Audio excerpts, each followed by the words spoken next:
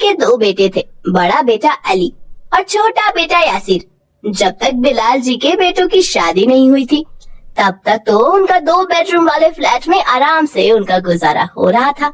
लेकिन आहिस्ता आहिस्ता वक्त गुजरा और एक एक करके बिलाल जी के दोनों बेटों की शादी हो गई। शादी के बाद दोनों बेटों ने एक एक कमरा ले लिया था। बिलाल जी और उनकी बीवी के पास अब सोने के लिए कोई कमरा नहीं था। बहू बेटों की प्राइवेसी में दखल ना पड़े, इसलिए बिलाल जी और उनकी वाइफ गर्मियों में ही अपना सहन में बिस्तर लगा लेते, लेकिन सर्दियों की ठंडी रातों में सहन में सो पाना उनके लिए मुनासिब नहीं था। इसलिए वो बैठक के फर्श पर गद्दे बिछाकर वहीं पे सो जाया करते थे। एक दिन, पापा जी, इतनी ज्यादा सर्दी पड़ रही है, आप और माँ जमीन पे बिस्तर लगाकर सो रहे हैं। मुझे ये बात बिल्कुल भी अच्छी नहीं लगती। कल से आप मेरे कमरे में सोइएगा। मैं और आसमा आपकी जगह बैठक में बिस्तर लगा लेंगे। अरे नहीं नहीं बेटा, ऐसे अच्छा थोड़ी ना लगता है। तुम्हारे साथ छोटे बच्चे भी हैं, उनको लेकर कहाँ तुम जमीन पर सोगे। हमें कोई परेशानी नहीं है बेटा, हम गांव और जमीन से जुड़े हुए लोग हैं, बल्कि हमें तो अच्छा लगता है जमीन पे बिस्तर लगाकर सोना। रहने दो माँ, ये सब कहने सुनने की बातें हैं। अरे हम लोग आराम से अपने बिस्तर पे सो रहे हैं और आप दोनों जमीन पे पड़े हैं इतनी सर्दी में, और अब मुझसे यह सब बर्दाश्त नहीं होता। बड़ी फैमिली हो गई है, हमारे भी बच्चे हो गए। अब इस 2 कमरे के मकान में हमारी बाकी फैमिली का गुजारा मुश्किल है। क्यों ना हम इस मकान को बेचकर एक बड़ा मकान खरीद ले, जिसमें आप और माँ के लिए भी जगह हो। किस तरह आप लोग जमीन पे सोकर अपना वक्त गुजारेंगे। बात तो ठीक है बेटा तेरी, हम 4 से 8 हो गए हैं, मकान वही का वही है, आखिर गुजारा हो भी तो भला कैसे। ठीक है बेटा, मैं कोशिश करता हूँ इस मकान को बेचकर कोई बड़ा मुकाम मिल जाए, हमारी मुश्किल का हल निकल आएगा। सरकारी नौकरी से लेटर हो चुके थे, रिटायरमेंट का वक्त मिला हुआ, फंड का पैसा, बेटों की सेविंग, अपना 2 कमरे का मकान बेचने के बाद इतनी कीमत में उनको 4 कमरे वाला मकान मिल जाता है।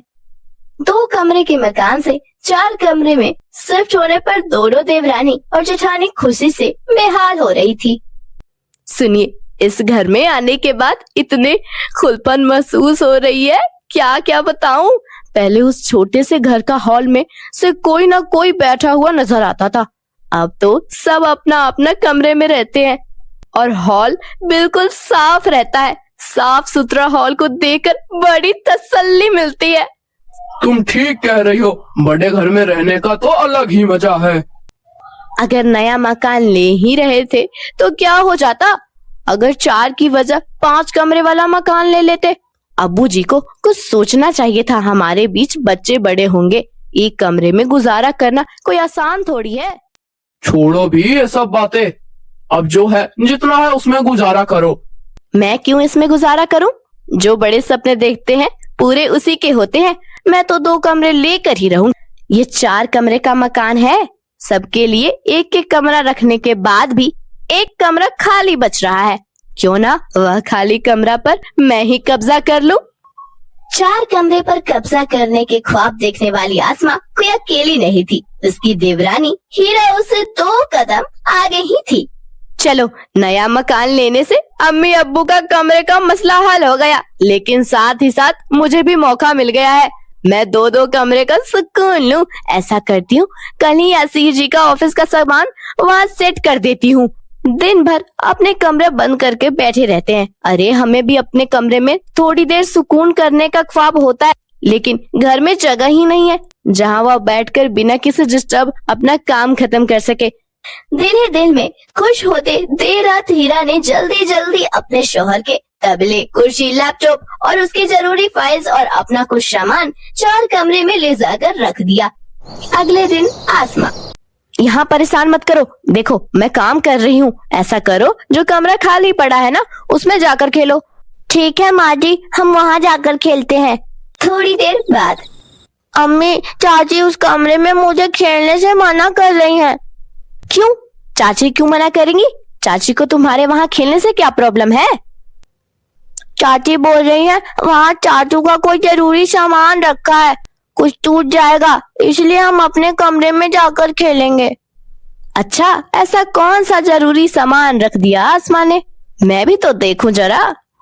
बच्चों की बात सुनकर आसमा जेठानी खाली पड़े कमरे में आती है। सामने देवरानी का सामान कमरे में रखा देखकर उसे गुस्सा आ जाता है। बहुत तेज निकली है हीरा, मैं तो सोचती रह गई और इसने सामान शिफ्ट भी कर लिया। हीरा इधर तो आना जरा। मैं पूछती हूँ, इस कमरे में किससे पूछकर तुमने अपना सामान शिफ्ट किया? यह कमरा आपका कब से हो गया? क्या हो गया भाभी, क्यों शोर मचा रही हो? मैं शोर मचा रही हूँ? शोर तो अब होगा। सबको उनके हिस्से का एक एक कमरा मिल चुका है, तुमको भी एक कमरा मिला है ना? अब इस खाली पड़े कमरे में किससे पूछकर अपना सामान शिफ्ट किया? अरे इसमें पूछने वाली बात क्या है? कमरा खाली पड़ा हुआ था और मुझे कमरे की जरूरत थी और मैंने अपना सामान रख लिया। आपको पता तो ना भाभी, उनको वर्क फ्रॉम होम करना होता है, एक अलग कमरे की जरूरत पड़ती है। हम एक कमरे में एडजस्ट होने की बहुत मुश्किल होती है। यह पूरा पूरा दिन कमरा बंद करके ऑफिस का काम करते रहते हैं, इसलिए मैंने उनके ऑफिस का सारा सामान इस कमरे में रख दिया। अब आराम से यहाँ बिना डिस्टर्ब के अपना ऑफिस का काम खत्म कर सकते हैं। तुम कोई अकेली नहीं हो जिसको घर में एक और कमरे की जरूरत है। इस कमरे में अपना कब्जा जमाने से पहले मुझसे एक बार पूछना तो चाहिए था, लेकिन तुम तो बहुत समझदार हो। पिछले 10 साल से इस घर का काम कर करके अपना आप को खत्म कर डाला और आज तक कर ही रही हूँ। और आज 2 कमरे का सुकून उठने का वक्त आया और तुम भाग कर आ गई। जुम्मा 2 साल हुए हैं तुम्हारी शादी को और अभी तक कोई बच्चा भी नहीं है। तब भी तुम्हारा एक कमरे में गुजारा नहीं होता और हम 2 बच्चों के साथ पिछले 10 साल से एक कमरे में गुजारा कर रहे हैं। किस तरह हमने 10 साल एक कमरे में गुजार दिए कि आज नहीं कल हमारे भी दिन ठीक होंगे। अभी इतने साल बाद एक कमरा खाली हुआ है, उसी पर भी तुमने कब्जा जमा लिया। अरे थोड़ा तो सोचना चाहिए था, शर्म नहीं आई जेठानी के होते हुए इस कमरे पर अपना कब्जा जमाते हुए? अरे भाभी, ये कौन सी बात हुई? क्या आप 10 साल से कमरे में गुजारा कर रही हैं और यहाँ पर आपको 2 कमरे मिल जाएंगे? पुराने घर में जब कमरे ही नहीं थे, गुजारा करना आपकी मजबूरी थी और अब एक कमरा एक्स्ट्रा है तो मैं क्यों नहीं रह सकती इस कमरे में? और ये बार बार ताना मारना बंद कर दीजिए। जब आपकी शादी पहले हुई है तो आप ही सबको खाना बनाकर खिलाओगी ना, और मैं कौन सा आई हूँ अपने घर से सबको खाना खिलाने? देखो तो कैसे जुबान चला रही है। आज तो मैं अलीजा जी से कह के फैसला करवा के ही रहूंगी।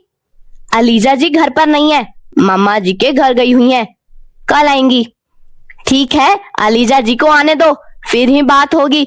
उसी दिन रात को हीरा भाभी की मनमानी बर्दाश्त करते हुए इतने साल गुजर गए। हर बात में भाभी अपनी जेठानी होने का खेल खेलती हैं, लेकिन अब और नहीं। अरे ऐसा क्या हुआ जो तुम इतनी नाराज हो रही हो?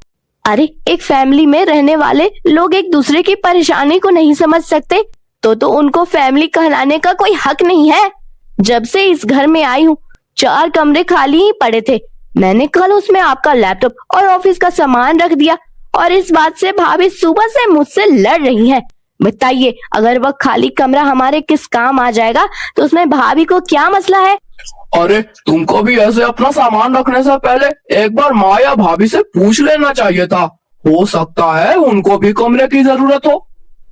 अगर उनको भी कमरे की जरूरत है तो रहे ना, हर बार मैं ही क्यों अपने हिस्से का छोड़ूं? मैंने सोच लिया है, वह कमरा मैं ही लेकर रहूंगी, चाहे जो मर्जी हो जाए। देखो ऐसा है ना, पूरा दिन ऑफिस में काम करके बहुत थक कर आता हूँ। तुम्हारी देवरानी और जेठानी की बातें सुनने के लिए ना कोई वक्त है और ना ही एनर्जी। तुम दोनों आपस में ही बात खत्म कर लो, मुझे इन सब में मत डालो प्लीज। यासिर की तरह अली ने भी देवरानी और जेठानी की लड़ाई में आने से जान छुड़ा ली। अलीजा जी, यह देखो, बड़ी जेठानी और सासू माँ के घर होते हुए किस तरह कमरे पर कब्जा जमा लिया। इतना ही नहीं, मेरे कहने पर कमरा खाली करने के लिए तैयार नहीं हो रही। अरे हीरा बेटा, अगर तुमको कमरा चाहिए ही था तो मुझसे एक दफा पूछ लेती। कोई बात नहीं आसमा बेटा, अगर इसने अपना सामान उसमें रख ही दिया है तो तुम ही बड़ा दिल करके बात को खत्म कर दो। अरे वाह अलीजा जी, आपने तो बहुत अच्छा फैसला किया। मैं 10 साल से सेवा मुझसे करवाई और कमरा छोटी बहू को देने के लिए तैयार हो गई। ठीक है, कहते हैं छोटी बहू आने से बड़ी बहू की इज्जत कम हो जाती है। अरे ऐसी कोई बात नहीं है आसमा, तुम गलत सोच रही हो। मैंने तो यह चाहती हूँ कि घर में खुशी खुशी रहो और तुम दोनों ये आपस की लड़ाई बंद करो दो। अगर आप यह कमरा मुझे दे तो लड़ाई की कोई बात ही नहीं रहेगी। ऐसे किस तरह आपको कमरा मिल जाएगा? कमरे में मैं अपना सामान रख चुकी हूँ और आज से यह कमरा मेरा है और मुझे इससे ज्यादा किसी से बात नहीं करनी। इतना कह के हीरा अपने कमरे में चली जाती है। आई बड़ी कमरे लेने वाली। छोटे हैं तो क्या हुआ, बेवकूफ है क्या? हमेशा भाभी बड़े होने का हक मुझ पर डालती रहेंगी और हमेशा मैं उनकी बातें सुनती रहूंगी। अलीजा जी, मुझे बहुत उम्मीद थी आप हक की बात करेंगी, लेकिन आपने तो हीरा को कुछ कहा ही नहीं। ऐसा लग रहा है कि इस घर में मेरी कोई इज्जत ही नहीं है। मेरी इतने सालों की मेहनत आपने खत्म कर दी है माँ जी। अरे बेटा, वह छोटी है, तुमसे ना समझ है, यही सोचकर छोड़ देना यह लड़ाई। आपने कुछ नहीं होगा, जो करना होगा मैं खुद करूंगी। अगले दिन यासीर और हीरा सब्जियां लेने के लिए बाजार जाते हैं। उसी वक्त आसमा हीरा के सामान निकालकर कमरे से बाहर फेंक देती है और उसके अंदर अपना सामान रख देती है। कुछ देर बाद जब हीरा बाजार से घर आती है तो देखती है उसका सामान कमरे से बाहर फेंका हुआ है। अलीजा जी, यह मेरा सामान कमरे से बाहर किसने निकाला? अरे मुझे क्या पता, मैं तो बाहर गई थी। मेरे पीछे घर में क्या हो रहा है? देख लिया यासीर आपने भाभी की हरकतें।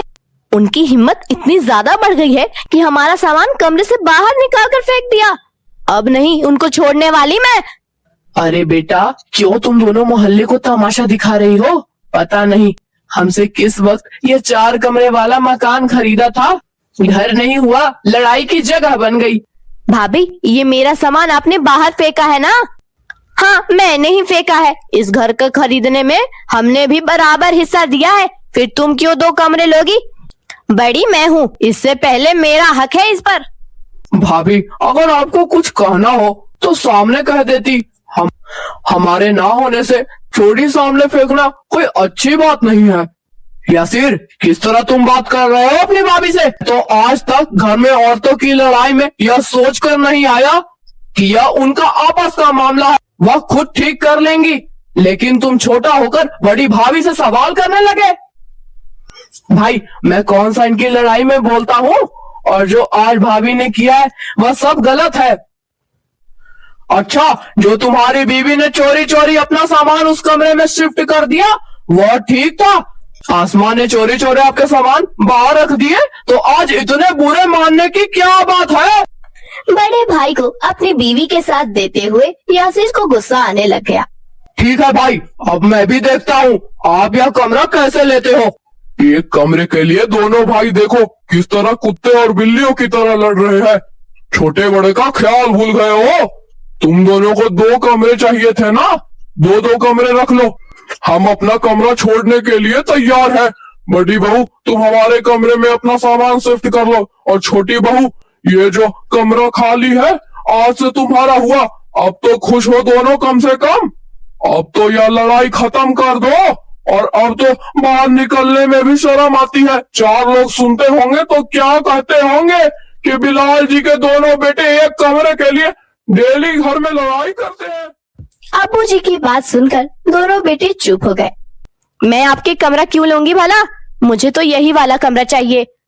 बड़ी बहू, मुझे कोई शोर शराबा नहीं चाहिए। मैंने जो कह दिया वह कह दिया। चुप करके अपना सामान मेरे कमरे में रखो, नहीं तो अब मैं घर छोड़ के चली जाऊंगी। सास माँ की बात सुनकर बड़ी बहू आसमा अपना सामान सासू माँ के कमरे में रख देती है। फिलहाल तो लड़ाई खत्म हो गई थी। दोनों बहू के पास 2 कमरे आ गए थे। बेचारे 4 ससुर फिर फर्श पर सोने को मजबूर हो गए थे। कुछ दिनों तक तो सब ठीक ठाक चल रहा था, लेकिन फिर एक दिन सुबह सुबह अली बेटे का सास और ससुर घर आ जाते हैं। बहन जी, आप फर्श पर क्यों सो रही हो? अब तो आपके घर में 4 कमरे हैं, फिर फर्श पे सोने की क्या जरूरत है? नहीं नहीं बहन जी, हमको तो आदत हो गई है जमीन पर ना सोए तो जिस्म को सुकून नहीं मिलता। वह तो ठीक है बहन जी, अगर आपको फर्श पर सोना ही है तो अपने कमरे में जाकर सोइए।